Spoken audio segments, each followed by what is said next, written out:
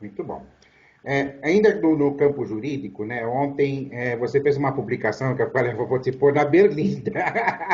Você fez uma publicação a respeito da medida provisória 984 do governo federal sobre aí os direitos de transmissão. Isso gerou muita polêmica, principalmente no Campeonato Carioca, né?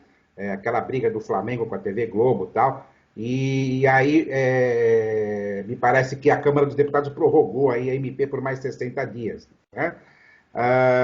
E aí você fez um comentário, né, que como ela vai até o dia 18 de outubro, né, pode ser que a chance dessa medida provisória caducar é grande. E aí eu te perguntei, né, é o que eu te pergunto agora. É, Ao essa medida caducar, ela não pode gerar um passivo para os clubes que enfrentaram, no caso, a TV Globo, caso ela requeira os seus direitos? O risco existe. Na verdade, ter transformado esse direito tão importante para a economia do jogo, que é o direito de transmissão, a gente sabe que clubes do futebol brasileiro ainda têm um percentual muito grande de receita vinda dessa economia, né? Tem clubes que têm 50, 60, 70% do orçamento dos direitos de transmissão. Então, se mudar numa canetada, de uma noite para o dia, uma questão econômica tão importante, já foi um erro gigante. E a gente não está discutindo o mérito se é bom entregar para o mandante ou não é bom entregar para o mandante. Essa é uma outra discussão. Mas não poderia ser feito numa canetada e através de uma MP. Até porque, para mim, não preenche os requisitos legais constitucionais de uma MP. Não teria a urgência, que é uma característica de uma medida provisória, ainda mais em um momento de pandemia. Tanto que tem esse PL que está para ser analisado, que tratava justamente disso e entregava para o clube mandante os direitos de transmissão, que está parado no Congresso há quanto tempo? É Então, verdade. essa urgência não se justificaria. E ela trouxe uma insegurança jurídica muito grande. Existem entendimentos diferentes, só para você ter ideia, de pessoas que estudam, e todos eles com embasamento jurídico muito forte, muito interessante. Alguns que entendem de uma forma e outros entendem de outra. Claro que isso traz uma insegurança jurídica grande. A gente viu agora, há pouco, a Turner ganhando em primeira instância os direitos de transmitir as partidas daqueles clubes que têm contrato, mesmo contra clubes com os quais ela não tem contrato. E depois, em segunda instância, a Globo derrubando essa medida. São dois entendimentos jurídicos de pessoas que estudam essa área. Mas o problema é que o esporte terceirizou essa discussão e entregou justamente para o Poder Judiciário. O Uhum. movimento esportivo ele tem que se organizar e ele tem que trabalhar internamente para evitar esse tipo de discussão, porque um juiz com uma caneta pode mudar completamente esse negócio econômico para o esporte. E tem um juiz que pensa de um jeito em Porto Alegre, um juiz que pensa de um jeito em Salvador, um juiz que pensa de um jeito em São Paulo, um juiz que pensa de um jeito em Teresina, e olha a insegurança que está. E às vezes um juiz pode estar vestido com um uniforme, levantando uma bandeira e nem se dá conta disso. Né? Então, existe o risco. Respondendo a tua pergunta, existe risco. Claro que sim. Mas no Campeonato Brasileiro ele é um pouco menor. Mas todos os clubes estão correndo esse risco. Inclusive o Londrina queria transmitir suas partidas de maneira própria para uma plataforma, quando o DAZN tem um contrato com a CBF de transmissão dos jogos da Série C, mas ele iria transmitir por quanto tempo?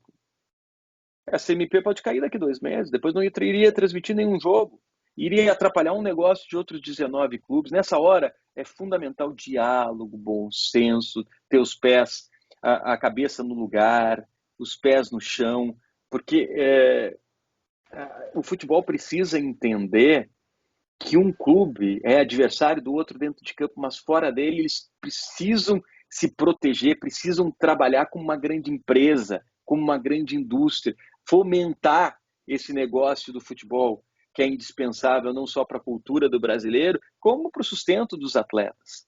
Então tem que se trabalhar isso de uma maneira organizada. A gente vê as principais ligas do mundo, como os clubes são organizados, como respeitam as ligas, como um entende que o sucesso do outro em gestão, em economia, é importante para o seu sucesso também. E no Brasil a gente ainda não tem essa ideia, cada um por si. Então, nessa hora a gente está correndo um risco jurídico muito grande e financeiramente, se a pandemia já trouxe um estrago para a Sim. economia do futebol, essa MP catalisou esse estrago, aumentou o tamanho do prejuízo econômico de todos os clubes. para que o nosso ouvinte entenda um pouco a diferença, né? Eu vi uma publicação um tempo atrás do Fernando Ferreira, da Pluriconsultoria, que você deve conhecer, onde ele mostrou a distribuição dos direitos de transmissão que é feito na Premier League, né? Todos os 20 clubes da Premier League recebem o mesmo valor, né? Isso na Europa inteira é assim que funciona, é só na Premier League, você que tem maior conhecimento, como é que funciona essa coisa da distribuição dos direitos de transmissão nos campeonatos europeus? Vamos lá. Entregar para o mandante seria um caminho bom. Tá. Né? Eu acho que é o melhor caminho. Mas isso não implica necessariamente numa negociação individual. Essa negociação pode e deve ser feita de maneira coletiva. Tá? Esse é o primeiro ponto. Segundo ponto importante. Tem um modelo na Espanha que eu acho muito legal. Se entregou os direitos de transmissão para o mandante, e daí o que aconteceu? A emissora produtora de conteúdo, lá a empresa produtora de conteúdo, negociou com o Barcelona, negociou com o Real Madrid, deu um caminhão de dinheiro para os dois, e os clubes menores ficaram lá reféns, e agora o que eu faço? Pegar o que sobrou. E isso trouxe um desnível técnico muito grande. Acabou com um equilíbrio esportivo, algo necessário para o campeonato ter graça, um dos princípios do direito esportivo, que é a paridade de armas. Tu coloca os adversários nas mesmas condições de jogo para não se saber o resultado que vai dar, para garantir a incerteza do resultado e alimentar a paixão do torcedor, porque o torcedor só vai no estádio porque ele não sabe o que vai acontecer. Ele quer que o time dele ganhe, mas ele não sabe se vai ganhar. Se ele tem certeza que vai ganhar, ele não vai. Então, trouxe um desnível muito grande, o campeonato passou a perder interesse, todo mundo perdendo, o governo interviu, lá pode intervir o governo, porque não tem o princípio da autonomia, que é um princípio constitucional aqui da nossa Constituição, do artigo 217, a autonomia das entidades esportivas, tem também o artigo 5 da nossa Constituição, que fala da liberdade de associação, então não poderia haver uma intervenção estatal aqui, mas na Espanha poderia, e houve uma intervenção do Estado, o Estado disse, olha, a partir de agora essas negociações vão ser coletivas, não vai mais ser individual. E daí o que a Liga fez?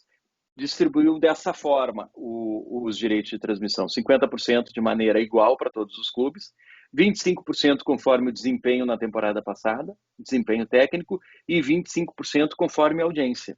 Aquele clube que tem mais audiência recebe mais.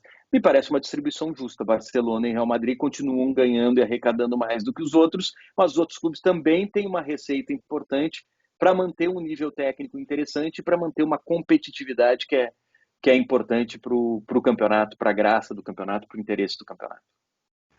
Legal. Nós temos uma pergunta de uma ouvinte para você, Andrei. É a Amanda Silva. Ela é estudante de jornalismo lá de Chapecó. E aí ela tem uma pergunta para você. Tudo bem? Um grande abraço aí para o meu amigo Vanderlei. E a pergunta vai ser para o Andrei. Qual é a dica que ele traz para eu, que sou uma jornalista em formação, para ser uma grande profissional no jornalismo esportivo, que é um dos meus grandes sonhos, já que eu amo o São Paulo Futebol Clube e a Chapecoense, time aqui da cidade. Queria parabenizar ali pelo programa. Vocês são demais. Grande abraço para todos. Oi, Amanda. A Amanda coloca na pergunta dela duas palavras que a gente vinha destacando, né? O esporte que eu amo, ser jornalista que é o meu sonho. Então ela já está no caminho certo. Não existe receita de bolo. Acho que receita de bolo e essas receitas prontas, elas funcionam só para cozinha mesmo. Né? E mesmo assim, eu acho que a pessoa precisa dar um toque especial, uma cara própria para essas receitas. Sempre bota um temperinho diferente ou tira alguma coisa. Acho que dá uma personalidade até para a comida. Mas eu não vejo e não conheço jornalista bom que não goste de informação, que não leia muito. Esse é um conselho que eu dou. Leia, se informe, se interesse. O mercado também está cobrando muito especialização, então estuda sempre, o curso que puder fazer, faça, cresça profissionalmente. Não enxergue o jornalismo como uma alavanca social. O jornalismo é uma ferramenta social, né? Um caminho para a gente contar boas histórias, para a gente prestar serviço para a sociedade. Encare dessa forma, com paixão, com amor, lendo bastante, estudando bastante, se aperfeiçoando, suando demais, que com essa revolução tecnológica que a gente está vivendo, as oportunidades vão aparecer, ou no rádio, ou no jornal que ainda existe, mesmo que digital, ou numa televisão, ou em algum canal da internet, ou através de uma mídia social. As pessoas acham que o jornalismo está acabando, pelo contrário, né? A gente tem muito mais possibilidades. Olha o programa que vocês estão fazendo, o sucesso que é numa plataforma que há 5, 10 anos não se imaginava. Então, tem muito mais gente trabalhando com produção de conteúdo. Então, tem muito mais espaço para quem está fazendo jornalismo hoje. Eu diria também, até para complementar, né, Andrei, já começar desde já a se exercitar, né? Gravar um áudio, fazer um vídeo, escrever um texto, publicar nas suas próprias redes sociais particulares, né? Para poder dar exposição, né? É aquela coisa, aprender com erros, né? E aí vai lá, alguém critica, e aí, é por aqui, é por ali, não é por aí mesmo? É, por aí. Eu acho que sim. Esse exercício é bacana até porque vai ser uma diversão para ela, né? E ela vai se ouvir depois, vai se ver e vai se ler, vai refletir sobre o que está fazendo e vai aperfeiçoar esse trabalho. Também algo importante. Legal. Vamos falar um pouquinho sobre. Olha que interessante, né? Pela primeira vez eu ouvi a pronúncia correta, é DAZN. Né? Então vamos falar Dazan, Dazin, Dazon. O Como é que Dazon. foi, né? Como é que foi essa entrada sua no Dazon e aí o início da carreira como comentarista de futebol, né? Carreira essa que o Mauro Naves também agora está na Fox Sports, né? Eu já fazia na Globo alguns comentários, né, em alguns programas, né? Estava lá como debatedor no Seleção, no Redação, no Bem Amigos. Era algo que eu estava gostando de fazer. E tão logo eu saí da Globo, eu comecei um curso de análise tática do futebol. Eu não tinha urgência ainda em me recolocar no mercado, até porque a minha saída da Globo foi muito demorada. Eu saí do ar em fevereiro, mas eu só me desliguei da Globo, porque ficou um processo de renovação aí de contrato muito longo, eu só me desliguei em julho, então eu fiquei 4 meses fora do ar. Foi quando eu estudei muito direito esportivo, aproveitei para fazer outras coisas também, e fiz esse curso de análise tática no futebol. Depois que eu me desliguei da Globo, entrei no escritório de direito, e comecei a pensar, analisar algumas possibilidades, quando em dezembro o Dudu Monsanto me liga e diz: olha, Andrei, eu sugeri alguns nomes para comentarista para o DAZN, porque o pessoal me procurou aqui, estão fazendo uma análise, provavelmente vão me contratar. Eles pediram algumas indicações de nomes, eles estavam com alguns lá, eu sugeri alguns nomes e sugeri o teu também. Vamos ver o que acontece. Tu te interessa? Eu digo, me interesso. É o que eu quero fazer a partir de agora. Acho que a minha vida na reportagem, pelo menos por um tempo, acabou. Não é o que eu quero fazer nesse momento. E, inclusive, fiz esse curso de análise tática do futebol, porque eu quero investir nessa área. Passou um tempo, me ligaram para fazer uma proposta, uma sondagem, uma proposta. Depois eu conversei, disse ok, conversei um pouco, depois me ligaram para fazer os primeiros jogos da Copa Sul-Americana no ano passado. Me ligaram na segunda-feira, na terça a gente foi para a Argentina para transmitir as partidas da Copa Sul-Americana, eu, Dudu e Leandro Mamute. Então foi muito legal, um projeto novo. A gente ainda estava falando com o pessoal da Inglaterra, então a comunicação era tudo via WhatsApp ou e-mail, tudo em inglês, não existia sequer escritório do DAZN no Brasil, eles ainda não tinham chegado aqui. Então todo esse primeiro momento, até metade do ano, foi todo feito via Inglaterra, todo contato, toda a comunicação, e a gente conversava, e aí, o que tu acha? Daí a gente lia sobre o grupo, a gente ganhou toda a segurança que a gente imaginava necessário para aquele momento, a gente encarou o projeto e foi a melhor coisa que a gente poderia ter feito.